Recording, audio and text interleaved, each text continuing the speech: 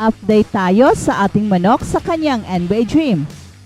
Kai Sotto, laos na nga ba? Wala na nga bang pag-asa na makapasok sa NBA?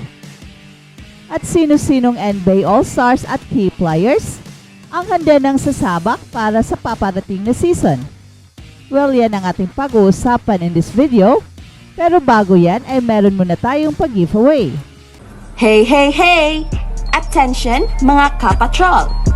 Get ready for an epic giveaway! Once Express Info hits 150k subscribers, one lucky winner will win the incredible Oppo Reno 11F 5G smartphone. Here's how to join. Step 1. Subscribe to Express Info right now. Step 2. Like this video.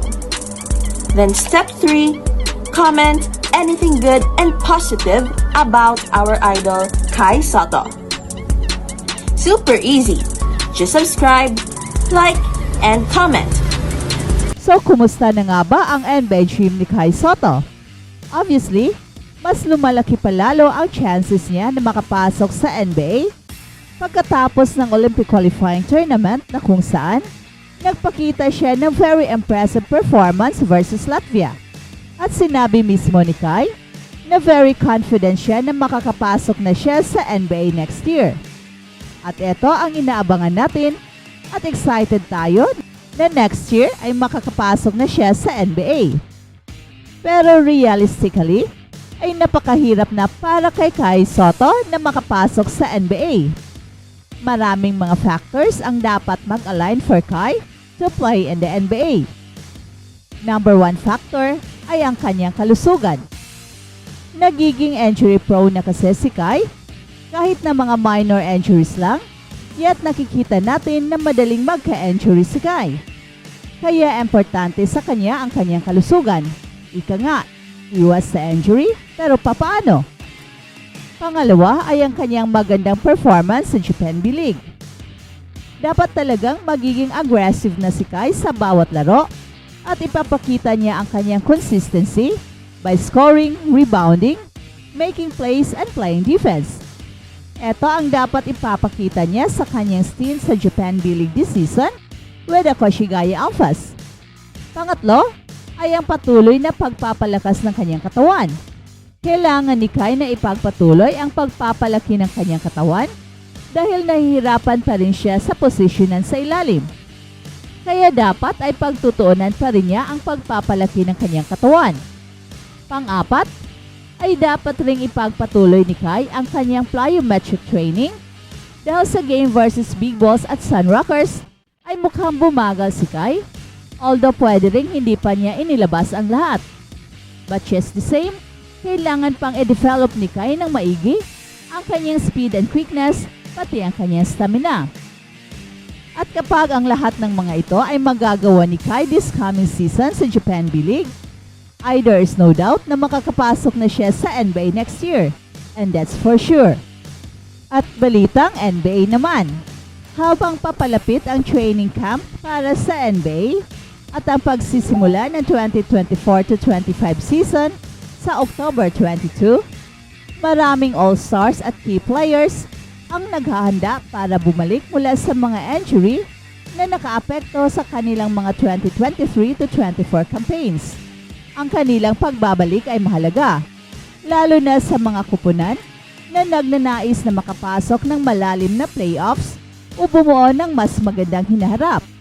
Kabilang sa mga manlalarong ito ay si Ja Morant ng Memphis Grizzlies na hindi na kompleto ang nakaraang season matapos na tamaan ng injury at naharap sa mga off-court issues at ilang beses ding nagkaroon ng physical setbacks. Si Kawhi Leonard ng Los Angeles Clippers ay kabilang din sa mga manlalaro na patuloy na nahihirapan na makompleto ang isang buong season dahil sa sunod-sunod na injuries. Si Kawhi, na kilala sa kanyang defensive prowess at offensive versatility, ay patuloy na kinakaharap ang mga hamon ng injury management at load management issues na nagiging hadlang sa kanyang pagiging epektibo sa court. Ja Morant. pag-asa ng Memphis Grizzlies na masalba ang kanilang 2023-24 season matapos ang 25-game suspension ni Ja Morant ay tuluyang naglaho nang siya ay magkaroon ng shoulder injury noong January na humantong sa isang season-ending surgery. Nakapaglaro lamang itong si Ja Morant ng 9 na games pero sapat na ang kanyang oras sa court para ipaalala sa mga fans ng Memphis Grizzlies ang potensyal ng koponan kapag kasama nila ang kanilang superstar. Ang Memphis ay may 6-3 record kapag naglalaro si Ja Morant at nag-average siya ng 25.1 points at 8.1 assists. Mula July, si Ja Morant ay fully cleared na para sa contact at papasok sa training camp na may malinis na health status. Marcus Smart. Habang pinapanood ni Marcus Smart ang kanyang dating mga kasamahan sa Boston Celtics na nakuha ang kanilang ika-18th NBA title, ginugol naman ni Marcus Smart ang kanyang unang season sa Memphis Grizzlies sa listahan ng mga manlalarong may injury. Nakaranas siya ng abdominal soreness noong preseason, isang foot sprain na nagpatigil sa kanya ng 17 months, at isang injury sa kanyang daliri na naging dahilan para hindi siya makapaglaro sa huling mga buwan ng season. Kung hindi naging lottery-bound team ang Memphis Grizzlies, malamang ay bumalik si Smart bago matapos ang regular season. At umaasa ngayon ang Memphis Grizzlies na magbabalik si Marcus Smart ng kanyang tapang, depensa at talino, mga katangiang inaasahan nila nang i-trade siya papunta sa koponan. Kristaps Porzingis. Matapos ang kanyang di malilimutang pagbabalik sa Game 5 ng NBA Finals, sumailalim itong si Kristaps Porzingis ng operasyon noong huling bahagi ng June para sa kanyang injury.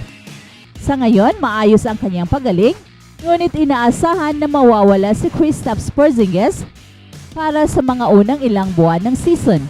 Sa kanyang pagkawala, inaasahang magsisimula ang 38 years old na si Al Horford para sa Boston Celtics, maliban kung may back-to-back na laro ang koponan. Maaari ding umasa ang Boston Celtics sa kombinasyon ni Luke Kornet, Xavier Tillman at Neemias Queta bilang alternatibong pagpipilian. Kawhi Leonard. Pinili ng USA Basketball na magpatuloy sa ibang direksyon matapos makita si Kawhi Leonard sa camp, at pinalitan siya ng point guard ng Boston Celtics na si Derrick White.